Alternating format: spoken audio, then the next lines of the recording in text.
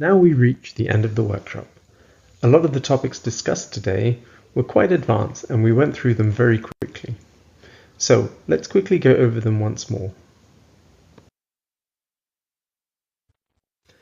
We started this workshop talking about the importance of single-cell technologies and how perturbation modeling allows us to investigate the dynamic range of what these cells can do. We then went on to talk about multitask learning, which is a machine learning approach where you can train a model to perform multiple tasks at the same time. We believe that multitask learning is the way forward to understand complex perturbational biology. We can use models to decompose perturbational biology in algorithmic tasks. It's important that these tasks are not too similar and also not too diverse. We believe that with the vast amount of data generated by spatial and single-cell analysis, along with CRISPR or drug screening, require multitask learning to really make best use of trying to understand the underlying biology of what is happening. We also had a beautiful demonstrative example by Olga where she presented her tool SpaceTree, which performs spatial modeling of clonal variation of tumors from imaging data after being trained also on spatial transcriptomics data.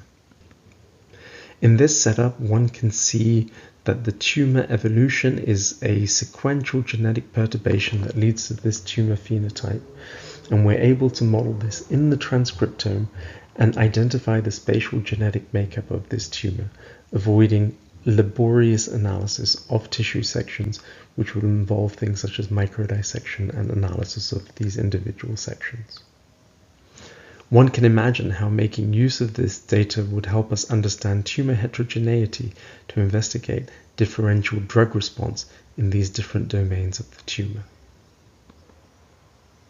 We then went on to perform a unified example where we combine imaging data, multi-omics, single-cell, and perturbation modeling.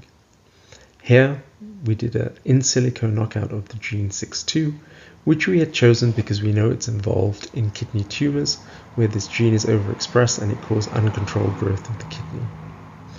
In our in silico knockout, what we found as an enriched term towards the end was also uteric bud development. So we were able to recapitulate some expected biology in a model that was very generic. And this goes to show what power these models potentially have.